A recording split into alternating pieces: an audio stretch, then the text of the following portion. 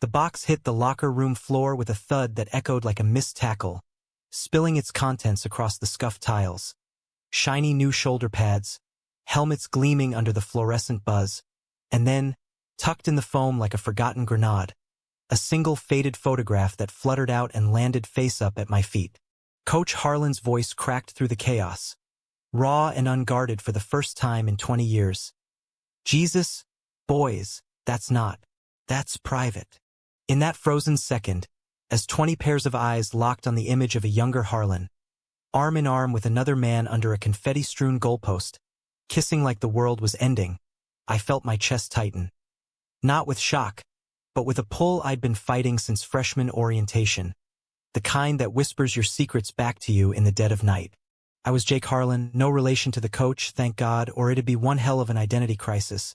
But in the dusty gridiron towns of central Ohio, where cornfields stretched like yellow caution tape and Friday nights meant salvation or sin depending on the scoreboard, names like ours got tangled anyway. At 22, I was the starting quarterback for the Riverton Ravens, a Division III college team clinging to relevance like a Hail Mary in overtime. We'd scraped into the playoffs last season on sheer spite. But this year, we were bleeding players to injuries and egos, and Coach Harlan, 52, built like a 72 Ford truck that refused to rust, was the only glue holding us together. He'd been my hero since I transferred in as a walk-on, wide-eyed from a Cleveland suburb where football was just another way to dodge the rain. Harlan didn't yell like the old-school tyrants. He commanded with those steel blue eyes that saw through your bullshit faster than a blitz. Football ain't about the yards, Jake, he'd say during film sessions, his gravelly voice cutting the stale air of the projector room. It's about the man next to you carrying your weight when yours buckles. I'd nod, pretending it was strategy one craved, not the way his calloused hand clapped my shoulder, lingering just a beat too long, or how he'd watch me run drills with a quiet intensity that made my throws wobble.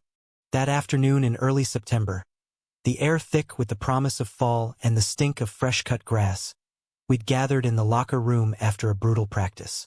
The shipment from the supplier had arrived late, extra gear to outfit the rookies we'd poached from intramurals, Harlan's Hail Mary to shore up our depleted line. He'd ordered it weeks ago, muttering about leveling the field, but we'd all joked it was his midlife crisis flex. Maybe some custom cleats with gold trim. Brock, our cocky wide receiver with a buzz cut and a chip on his shoulder the size of Lake Erie, had crowbarred the crate open before Harlan could stop him. "Come on, coach, let's see the swag." That's when the photo escaped. It was black and white, edges curled like old regrets, capturing Harlan at maybe 25, broad-shouldered in a faded Ravens jersey. Ours from decades back. Locked in an embrace with a guy who looked like he'd stepped out of a Marlboro ad. Dark hair tousled by wind, smile sharp enough to slice through the grainy night. They were on the 50-yard line, under a shower of torn-up turf from some championship win, and Harlan's face. God, it was alive in a way I'd never seen. Not the stoic mask he wore now, etched with lines from 2 divorces and a heart attack scare at 48. This was joy unfiltered, the kind that dares the world to look away. The room went tomb silent. Helmets clattered forgotten to the benches. Brock snatched it up first, his laugh dying in his throat like a popped balloon. "What the fuck is this, coach? You got a bromance going back in the day, or?" His voice trailed, eyes narrowing as the pieces clicked. Whispers rippled. "No way. That's his?" And I saw the shift. Confusion hardening into something uglier. The small-town armor we'd all worn like invisible jockstraps. Harlan lunged, snatching the photo with a gentleness that belied his size, tucking it into his polo like it might shatter. His face flushed crimson, not anger, but shame, the kind that hollows you out. "Practice is over, gentlemen. Hit the showers. Now." His tone brooked no argument, but as we filed out, shoulders bumping in the narrow aisle, I caught his eye. Just a flicker, but in it was a plea. "Don't let this break us." I lingered in the steam of the showers, water scalding my skin as I replayed the image, the kiss, the way Harlan's hand cradled the back of that guy's neck like it was the only anchor in a storm. I'd known I was gay since high school, the summer I realized locker room towel snaps didn't faze me the way they did the others. Hell, they lit something up instead. but I'd buried it deep under protein shakes and prayer meetings because Riverton was the kind of place where faggot was still casual currency on the field, and coming out meant trading your cleats for a one-way ticket to nowhere. Harlan, I'd never pegged him for it. He was the widower who'd lost his second wife to cancer 5 years back, the guy who coached youth leagues on weekends and volunteered at the VFW, quoting Reagan like scripture. But that photo, it explained the pauses in his stories, the way he'd trail off when talking about the old team, eyes distant like he was chasing ghosts across the turf. By dinner that night, in the cramped diner off Route 23, where the team debriefed over greasy burgers and bottomless cokes, the fracture lines were showing. Brock held court at the corner booth, voice low but laced with venom. Coach always was a little off. You know? That time he benched me for attitude? Now it makes sense. A couple guys chuckled nervously, but I saw the unease ripple. Tommy, our gentle giant of a lineman, shifted uncomfortably, mumbling, "Come on, man. It's his business." Me? I stabbed at my fries, heat rising in my gut. Harlan sat at the counter alone, nursing black coffee, his back a wall of flannel and fortitude. I couldn't let it fester. After the others piled into the van for the ride back to campus, I slid onto the stool next to him. The diner smelled of frying onions and regret, Patsy Cline crooning from the jukebox about crazy dreams. "Coach," I started, voice barely above the sizzle of the grill. "About the photo." He cut me off with a raised hand, knuckles scarred from years of blocking sleds. "Jake, drop it. It's ancient history. Mistake in the packing slip." But his eyes, those damn eyes, betrayed him, flickering with the weight of half a lifetime. "It's not a mistake if it's you," I pressed, heart hammering like pre-snap cadence. "And it doesn't change shit on the field. Or off it." He turned then, really looked at me, and for a heartbeat, the diner blurred. There was recognition there. Not just of my words, but something deeper, like he'd seen the same shadows I danced with. "You're a good kid, Jake. Too good for this town's brand of small." He slid a 10 across the counter for his check, stood, and clapped my shoulder, lingering again. "Get some rest. We've got scrimmage at dawn." As he walked out into the neon-lit dusk, gravel crunching under his boots, I realized the hook wasn't the photo. It was him, unraveling in front of me, pulling me into the fray. And damn if I wasn't ready to dive headfirst. The next week blurred into a grind of two-a-days, the Ohio chill creeping in like an uninvited scout. Harlan doubled down on drills, barking plays with a ferocity that bordered on exorcism, as if sweat could scrub the whispers clean. The team split like a bad snap. Brock's crew, the brothers who chugged natty lights at tailgates, formed a muttering phalanx, sidelining rookies with friendly shoves that left bruises.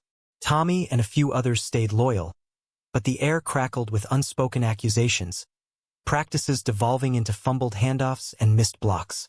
I threw myself into it, laser-focused on routes and reads, but my eyes kept drifting to Harlan on the sideline, stopwatch in hand, his whistle glinting like a talisman.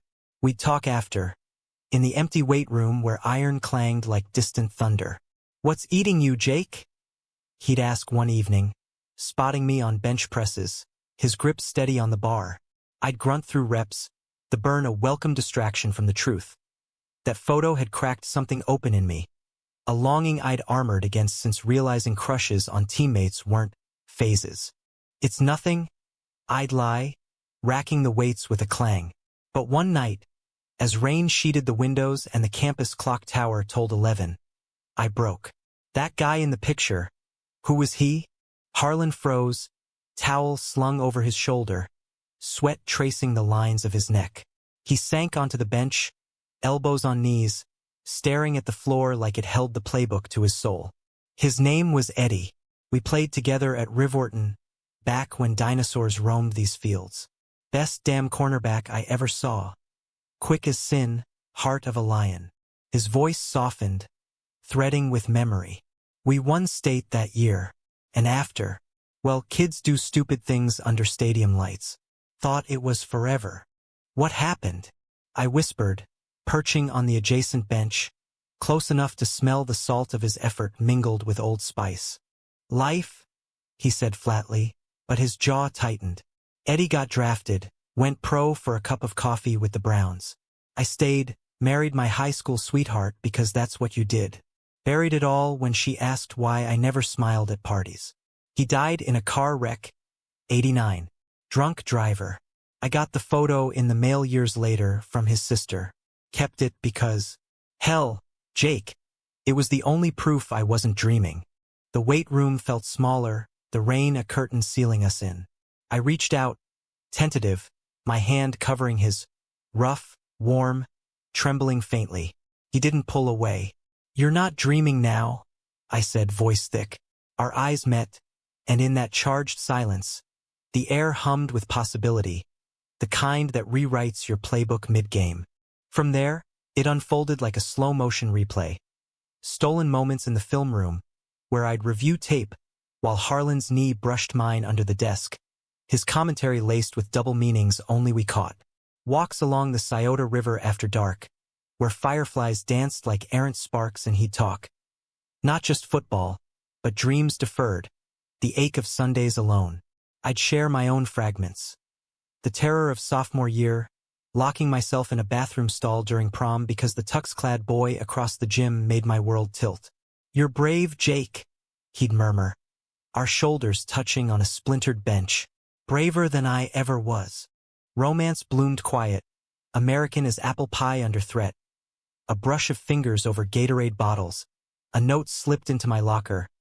Good read on that slant. Keep trusting your gut. Ash. It was heady, terrifying, the pull of him like gravity on a trick play. But Rivorton watched, and Brock's crew sharpened their knives. The betrayal hit on a crisp October Friday, homecoming week, when the stands swelled with alumni ghosts and the scent of funnel cakes warred with wood smoke. We'd clawed to 4-2, Harlan's strategies turning our ragtag squad into something fierce, but the undercurrent poisoned it. During warm-ups, Brock cornered me by the water cooler, his breath hot with Red Bull and rage. You sticking up for the old queer, Jake? Saw you too cozy in the diner. What's your deal? Turning fairy now. I shoved him back, pads crunching. Back off, Brock. It's none of your business. He sneered, eyes gleaming with the thrill of the hunt. Everything's my business on this team. Coach wants to play house? Fine. But I'm telling the AD. Let 'em see what their golden boy's hiding. By halftime, we were up 14-7 against arch-rivals Mansfield. But the whispers had metastasized. Harlan called us into the tunnel, chalkboard propped against the cinder-block wall, his marker slashing X's and O's like battle lines. Eyes up, Ravens. This game's ours if we execute. His gaze lingered on me, a silent anchor, but as we broke, Brock leaned in close. Too close, muttering to the huddle, yeah, execute, like coach executes his side gigs. The bomb detonated post-game. We won 28-17, a gritty nail-biter sealed by my 40-yard fade to Tommy. But victory tasted like ash. In the locker room, Harlan's phone buzzed incessantly. Texts from the athletic director, voicemails from boosters. Brock had emailed the photo, anonymized but unmistakable, with a subject line, leadership question. The fallout cascaded. Parents pulling sons from youth clinics. A petition circulating on the local Facebook group titled, Protect Our Boys. Harlan faced it like a fourth-quarter deficit, stoic, recalibrating. He called a team meeting Sunday morning in the empty stadium, dawn light gilding the goalposts like reluctant halos. We sat in the end zone, grass damp under us, the Ohio sky a vast, indifferent blue. Boys, he started, photo in hand. Not hidden this time, but held like a flag. This is me. Was me.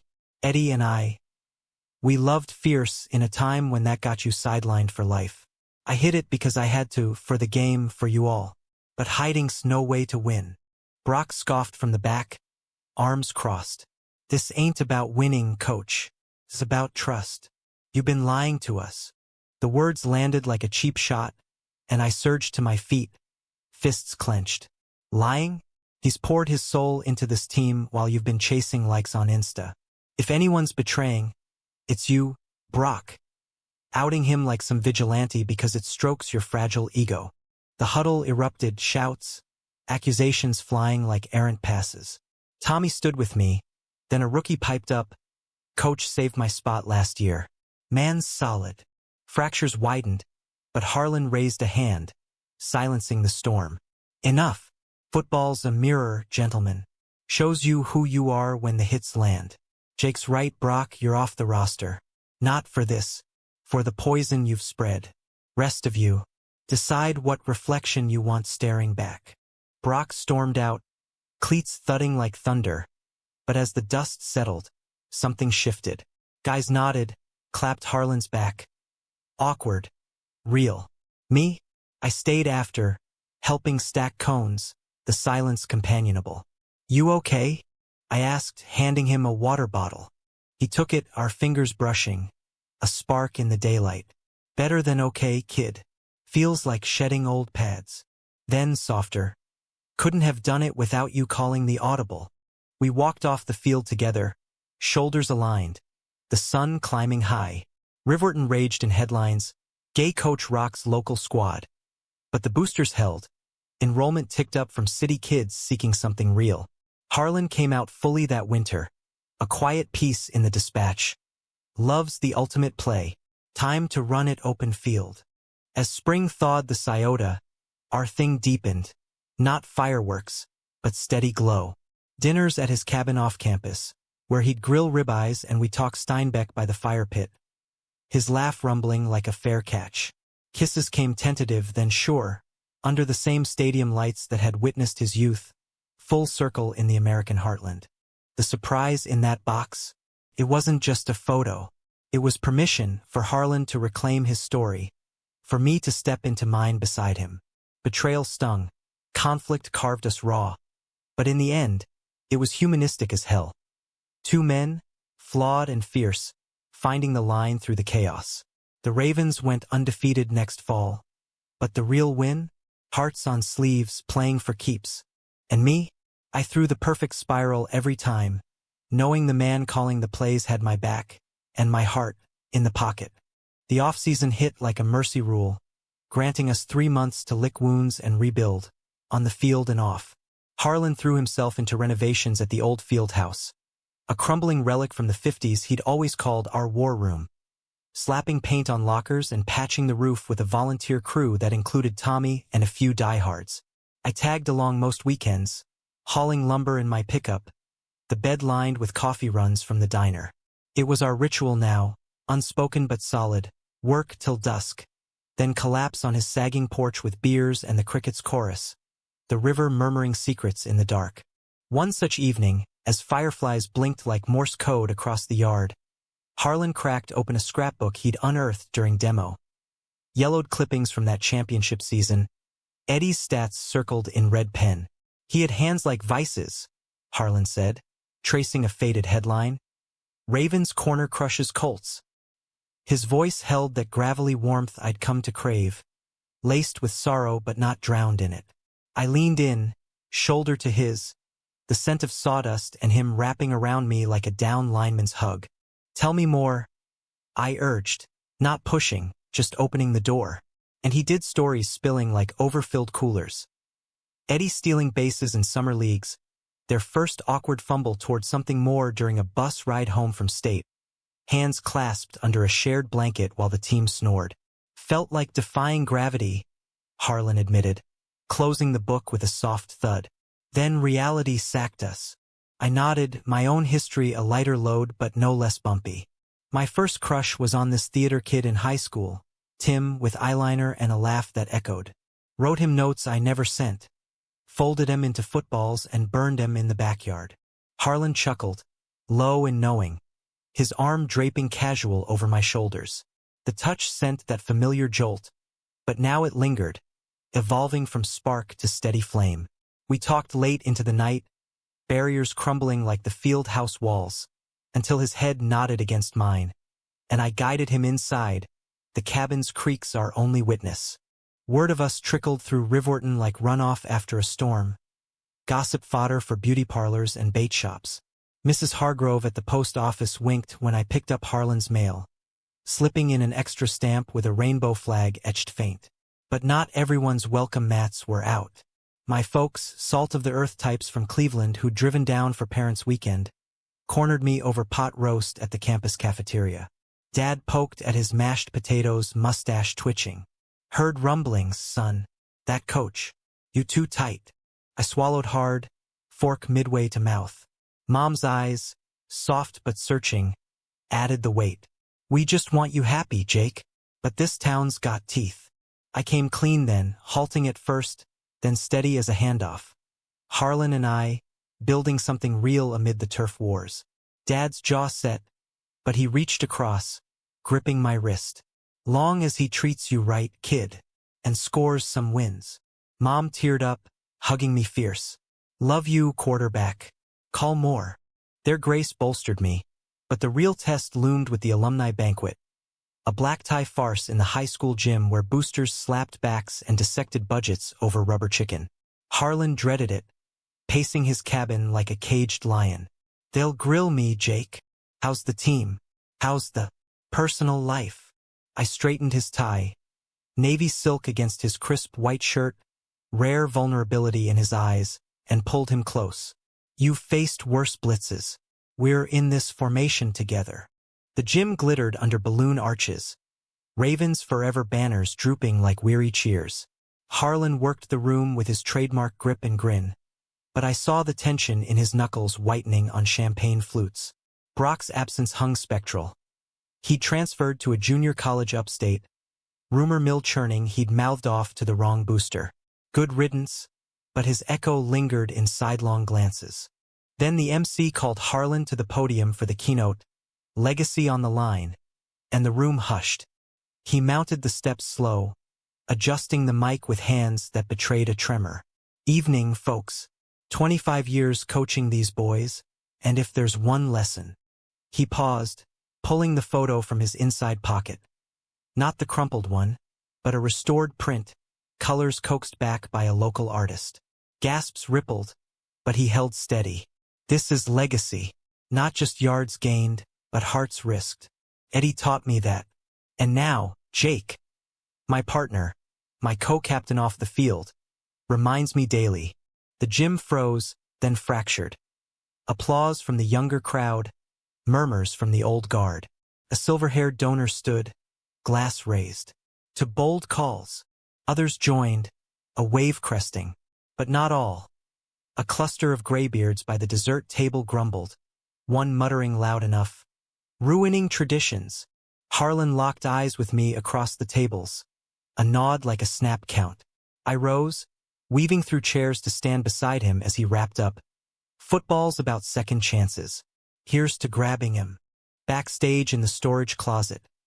Mops and folding chairs are confetti. We collided in relief, his arms crushing me close, lips finding mine in a kiss that tasted of courage and Coors Light. You were magnificent. I breathed, fingers threading his silvered hair. He grinned, boyish for a flash. We were. Now let's blow this pop stand. Summer sweltered in, practices ramping under Harlan's watchful eye. The team reborn, literally, with 5 transfers citing inclusive culture in their apps. Tommy got engaged to his high school sweetheart, dedicating a brutal sled push to the old man who taught us heart. But shadows crept. Anonymous emails to Harlan's inbox. Slurs scrawled on his truck in the faculty lot. Pervert. One read, chalky letters smearing under rain. I found him staring at it one dawn, thermos in hand, jaw like granite. This why you stayed closeted so long? I asked, sliding beside him in the cab, the engine ticking cool. He sighed deep as a quarterback draw. Part of it. After Eddie, I promised myself no more fallout. Protect the game, protect the kids. But you, Jake, you make me want to rewrite the rules. We drove to the river then, parking where willows wept into the current, and unloaded frustrations in lures and lines. Fishing as therapy, Harlan's cast arcing graceful. As trout dimpled the surface, he opened up further. The second marriage a bandage over grief, the first a shotgun rush to fit in. Woke up one night, staring at the ceiling, wondering if Eddie's ghost was the only company I'd ever keep. My hook snagged weeds mirroring the tangle inside. "You're not alone anymore," I said, reeling slow. "And neither am I." That admission unlocked floodgates. Dates became deliberate. A drive-in screening of Field of Dreams in Mansfield, where we shared popcorn and quiet truths under the stars. His hand in mine during the have a catch scene, tears unashamed. A hike in Hocking Hills, boots crunching leaf litter, where he proposed, not rings, but partnership. Move in after graduation. Build this for real. I said yes with a tackle hug against an oak, laughter echoing through the hollows. Yet conflict simmered, bubbling over at the county fair, corn dogs and carnival lights, Rivorton's annual armistice. We'd strolled the midway hand in hand, defiant in daylight, when Brock materialized like a bad rematch. Leaner, meaner, with a Rivorton State pennant tattoo fresh on his bicep.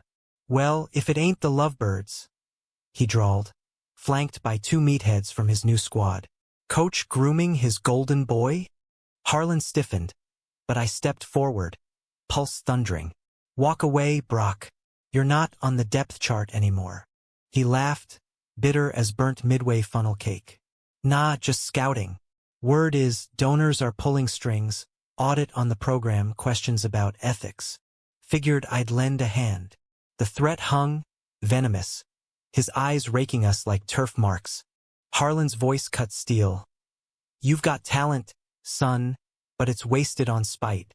Find a better play." We turned, backs exposed, but the Midway blurred as Brock's parting shot landed. Hope that surprise box was worth the scandal, fairy. Back home, Harlan paced the cabin, fury coiling. "He's bluffing. But if he's not?" I pulled him down to the rug, our bodies aligning in urgent comfort. Not passion's blaze, but solace's anchor. Then we fight, together, like always. The audit came swift, 2 suits from the conference office descending mid-August, clipboards clicking through budgets and bylaws. Harlan met them head-on in his office, photo framed now on the desk beside championship trophies. A quiet declaration. I waited outside, heart in my throat, until he emerged, tie loosened, a wry smile cracking. "Clean bill." They asked about the photo. I told him straight. One said his brother's gay, offered tickets to a game. Relief crashed like a goal line stand, but Brock's shadow lingered, a reminder that betrayal's half-life is long in small towns. Still, we pressed on. The team assembling for fall camp under banners reading "One Team, One Heart." Practices pulsed with new rhythm. Drills laced with trust falls, literal and figurative. Harlan's whistle a beacon. As leaves turned crimson, so did our world. Deeper shades of us. Evenings scripting plays by lamplight, his head on my lap as I read aloud from his dog-eared Hemingway. Mornings with coffee and crosswords, clues trading like inside jokes. Romance, dramatic in its quietude, wove through the suspense. Would the town turn? Would we hold? The answer unfolded game by game, yard by yard, heart by heart. Fall camp crescendoed into the opener against Toledo Tech, a night game under Klieg lights that turned the stadium into a coliseum of hopes and heckles. The stands brimmed, families in face paint, boosters with thermoses, even a smattering of rainbow pins glinting like defiant stars. Harlan's pregame speech in the locker room was vintage fire. "This field's our canvas, boys. Paint it bold." His eyes found mine across the huddle, a private spark amid the roar, and as we burst through the banner, cleats pounding turf, I felt invincible. The game was a slugfest from kickoff, Toledo's defense swarming like hornets, our offense grinding yards in fistfuls. I dropped back, scanning, and hit Tommy on a screen for 12, then scrambled for a first down that left me spitting grass. Halftime nodded at 10-10, Harlan's adjustments crackling over the headset. Audible to the slant, "Jake, trust your read." Trust. That word, our lodestar. Second half, we pulled ahead on a 65-yard bomb to the rookie wideout. The crowd erupting as I spiked the ball, helmet off, Harlan's grin visible from midfield. But suspense coiled when Toledo answered with a pick-six, their safety. Brock's cousin, irony's cruel jab, waltzing untouched. Down 17-16 with 1:47 left, No timeouts, the clock a ticking bomb. 2-minute drill, gentlemen. Harlan barked from the sideline.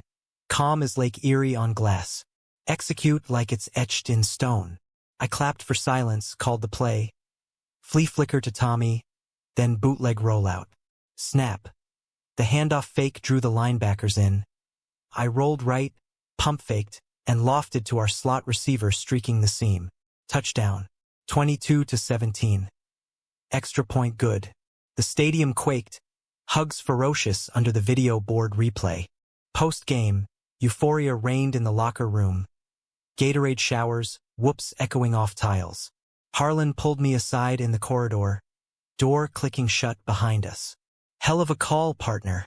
His hug was bone-crushing, lips brushing my temple in the dim. Couldn't without you in the pocket. We won 6 straight after that.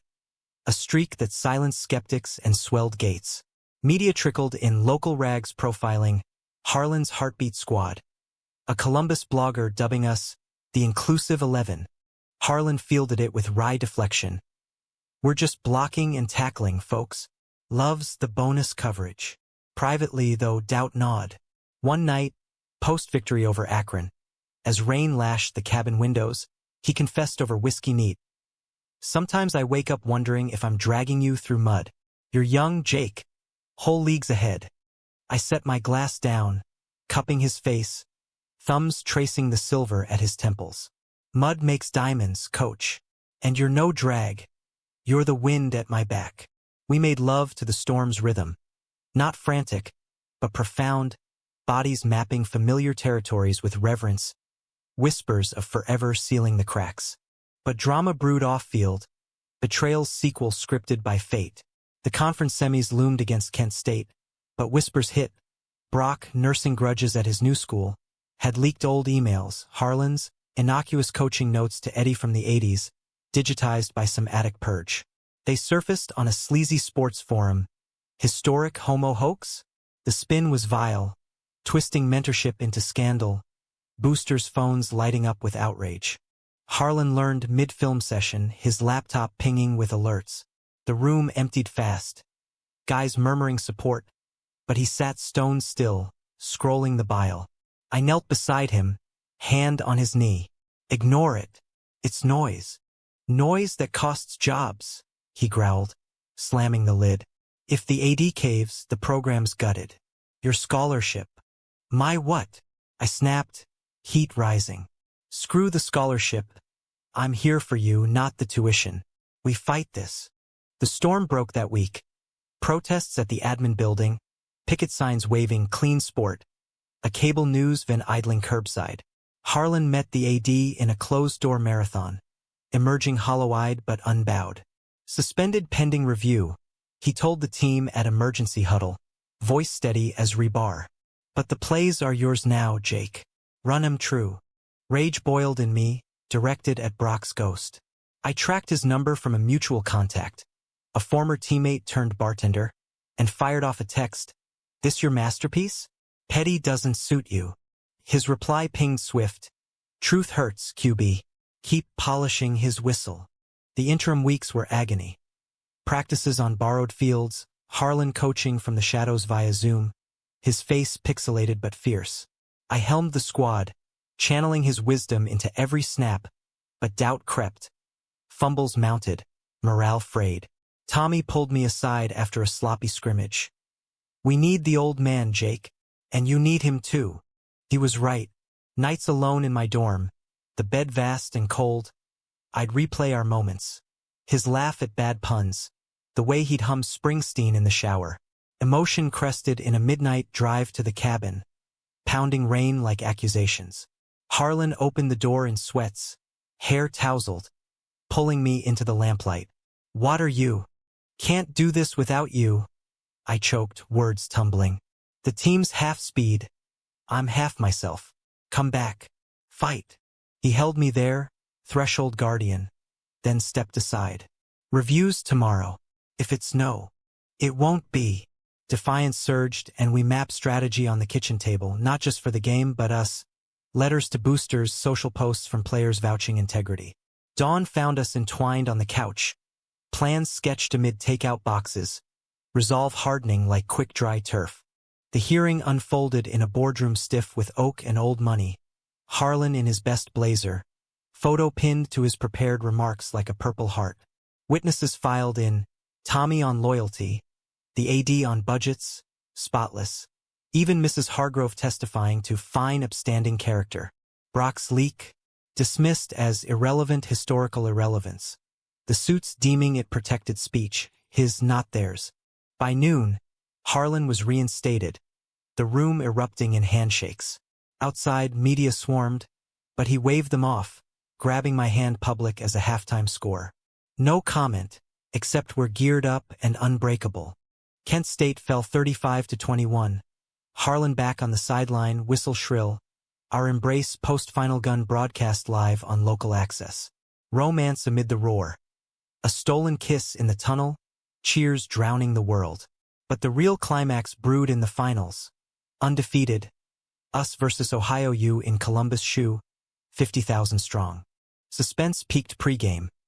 Intel Brock had rallied hecklers, tailgate trolls with signs. Harlan shrugged it off over hotel coffee.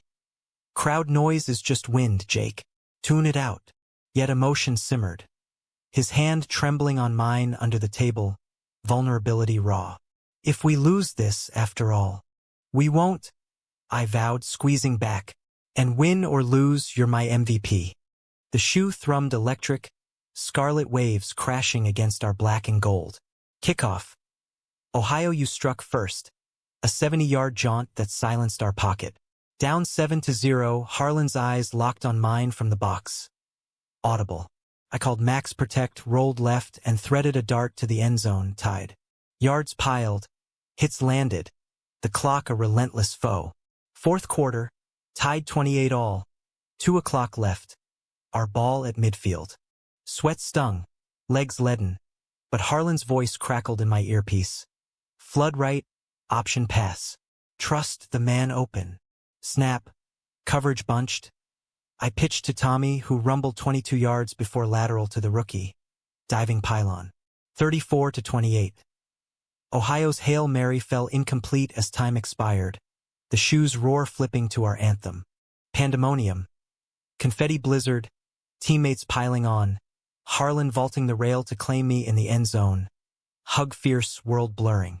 We did it, he rasped, forehead to mine. Betrayal's sting faded in triumph's glow. Emotion cresting as we lifted the trophy under fireworks. Hearts synced like perfect sync.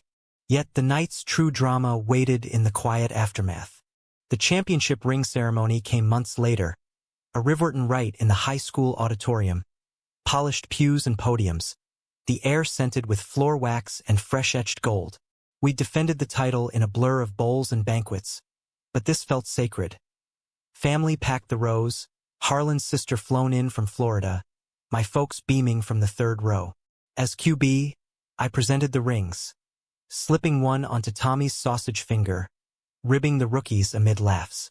Then Harlan's turn. The crowd hushed as I approached, his hands steady but eyes alight with that private fire. Coach Harlan? I intoned, mic amplifying the weight. For leading with heart, grit, and grace. This one's engraved, second chances. The ring slid on, our fingers interlacing a beat too long. Applause thundering.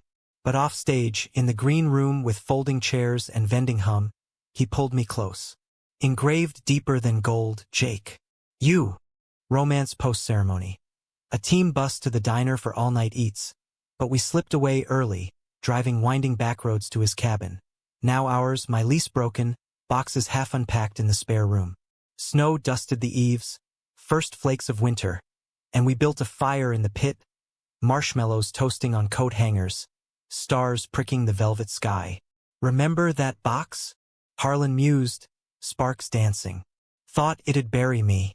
Instead, it unearthed us. I leaned into him, wool blanket cocooning. Surprise of my life. Kisses followed, slow and sure, the crackle underscoring promises. But suspense lingered, Brock's shadow, dormant but dormant like a sleeper cell. Spring thawed revelations. Graduation for me, cap and gown march under cherry blossoms. Harlan in the stands with a bouquet of wildflowers, cheering loudest. Post-ceremony brunch at the folks. He charmed Mom with tales of my gutsy throws.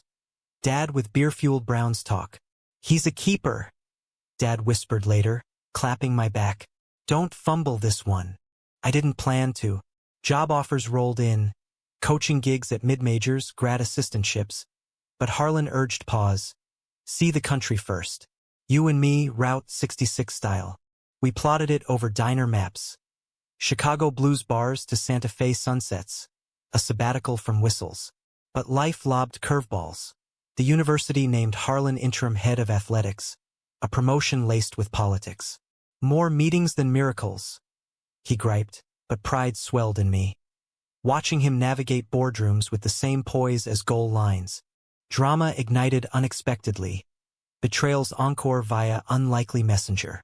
A parcel arrived at the cabin. Unmarked, postmarked Cleveland, containing a thumb drive and note. Whole story.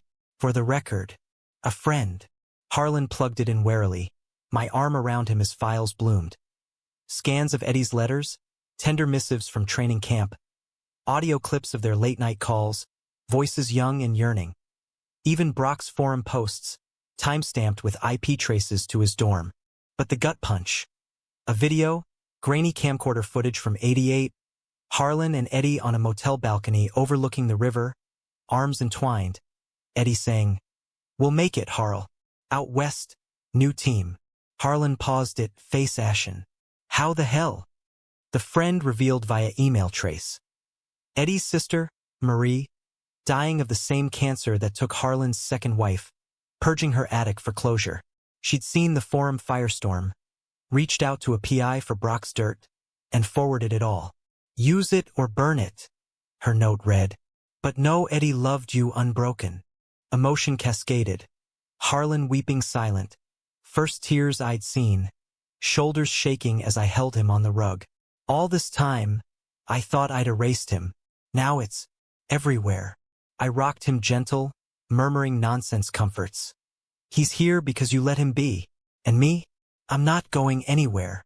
We burned the drive that night. Ceremonial, flames devouring plastic in the fire pit. But kept the letters, tucked in a lockbox with our ring's blueprints. The video? Uploaded anonymously to a private archive. Eddie's voice a ghost we could summon. Romance deepened in the wake. Trips to Cleveland for Marie's hospice visits. Harlan reading her brother's words aloud, her frail hand in his. You gave him light, she whispered once, eyes on me. Both of you. Brock's comeuppance arrived circuitous. His junior college coach, tipped by the PI traces, benched him for conduct unbecoming. The leak backfiring as ethics violation. He transferred again, vanishing into obscurity. Last I heard slinging burgers in Akron. No gloating, just relief, the cycle broken. Summer road trip materialized. The Mustang packed with coolers and cassettes. Harlan behind the wheel in aviators, me navigating dog-eared guides. Chicago first. Wrigley Field for a Cubs doubleheader. Hands clasped in the bleachers amid peanut shells. His commentary on ivy-covered walls blending with ours on life's curves. St. Louis Arch at sunset. Ascending to the apex where cities sprawled like open plays. Kissing breathless as the cabin rose below. Drama punctuated the miles. A blowout in Oklahoma Dust Devils, stranding us roadside till AAA towed. A motel dust-up in Texas when a clerk balked at the double bed. Harlan's quiet, we've served this country. Bed's ours, shutting it down. Emotion peaked in the Grand Canyon. Dawn hiked to the rim where ochre layers unfolded like memory strata. This is us, he said, arm around me against the rail. Layers, Jake. Deep and enduring. I nodded, throat tight. No end zones here, just horizon. We scattered Eddie's ashes there. Pinch from Marie's vial, winds claiming him gentle, a release long overdue. Fall returned us tanned and tempered, the team welcoming with barbecues and bear hugs. I took the grad assistant gig, our cabin now home base. My thesis on queer narratives in gridiron lore scribbled beside playbooks. Romance settled domestic, Sundays with pancakes and papers, his head on my chest during ESPN highlights. A climax loomed in Harlan's full promotion. Head of athletics, helm of a revamp including LGBTQ plus scholarships. The vote was contentious, old guard versus new blood. But his speech, photo projected behind him, swayed. Athletics builds bridges, not walls. Let's crossing together. Applause sealed it, my whoop loudest from the gallery. Suspense resolved in quiet victory. A donor gala where we danced, slow, public, to Wonderful Tonight. His hand warm at my waist. Betrayal's scars faded. Emotions tied ebbing to peace. Humanistic arc complete. From hidden box to open hearts. The American dream reconfigured. 1 yard at a time. Yet one surprise lingered, the sweetest. Winter gripped Rivorton in iron. Snow blanketing the practice fields like unsent apologies. But the cabin thrummed with warmth. Stockpot chili simmering. Harlan's laughter booming over a botched meatball attempt. I'd taken to cooking. A novice's stab at domesticity. His critiques gentle. Needs more kick, but heart's 5 stars. Evenings blurred into cozy rituals. Scrabble by the hearth, his competitive streak yielding to my sneaky cue plays. Drives to Columbus for indie flicks, dissecting plots over post-credits fries. The team thrived under our tandem, me as offensive coordinator now, Harlan overseeing from the booth, our signals a marital shorthand. Spring scrimmages buzzed with recruits, diverse faces scanning the horizon. A black kicker from Dayton, a trans lineman from Toledo, all drawn to the whispers of that gay coach's program. Harlan mentored fierce, one-on-ones stretching late, but he'd text me mid-session. Kids got fire. Dinner after. Romance evolved nuanced. Anniversaries marked not with flash, but depth. A hike to the Scioto Bluffs where he'd proposed. Picnic of PB and JS echoing our diner days. A tattoo. Matching compass roses on inner wrists. True north, inked subtle. Emotion ran deep in vulnerability's vein. Harlan opening about the heart attack. Monitors beeping as he whispered Eddie's name in delirium. Me confessing grad school imposter syndrome, his arms fortressing. You're the real deal, Jake. Always were. Drama stirred subtle, not seismic. A booster's son, echo of Brock, chirping slurs during a tour, Harlan addressing it calm. Son, talent's neutral. Hates the fumble. Choose better. The kid apologized next day, joining workouts. Redemption's quiet arc, larger conflicts brewed nationally. Bills and state houses curbing trans athletes. But Harlan testified in Columbus, voice steady on C-SPAN. Sports teach fairness. Let's live it. Suspense crested in our first joint vow. Not legal yet, Ohio's laws lagging, but a commitment ceremony at the stadium. Off-season hush amplifying intimacy. 50 guests, team vets, family, Marie's memory via video toast. Gathered under goalposts strung with lights. I waited midfield in khakis and cleats. Harlan approaching in jeans and his '88 jersey. Photo laminated in his pocket. Vows traded simple. I choose you. Every down. Mine. You're my forever audible. His. Rings exchanged. Simple bands etched with yard lines. Sealed with a kiss that drew cheers and tears. Post-ceremony bonfire crackled tales. Tommy regaling his wedding overlap. Mom toasting to love that scores. Dawn dispersed us, but Harlan and I lingered. Embers glowing. His head on my shoulder. Worth every hit, he murmured. Betrayal's final ghost exorcised that summer. Brock, resurfaced via LinkedIn. Now coaching Pee Wee in Erie, humbled by a DUI scandal. He emailed Harlan. Saw the ceremony clip. Owe you an apology. Was scared kid playing bully. Congrats. Harlan replied gracious. Fields forgive. Lace up right. Closure, humanistic bomb. Years unspooled seamless. Promotions piling me head coach by 30. Harlan Dean Emeritus. Our cabin expanded with a nursery wing when adoption whispers turned to wails of baby Ellis. A foster turned forever from Cleveland's chaos. Little quarterback, Harlan cooed, cradling our son at first practices. Tiny fist gripping his whistle. Emotion peaked in milestones. Ellis's first steps on the 50-yard line, Harlan's tear-streaked beam. My Hall of Fame nod at 40, speech dedicating to the man who called my best plays. Romance endured evergreen. Anniversaries at the canyon rim, hands clasped over canyons of time. Quiet nights with wine and wonders, his silver hair my favorite map. The surprise box, framed now in our office, photo restored beside our wedding shot, Eddie's smile winking approval. It shocked the team once, but birthed a legacy. Scholarships in his name, pride parades marching the old route, Riverton rebranded resilient. Humanistic end.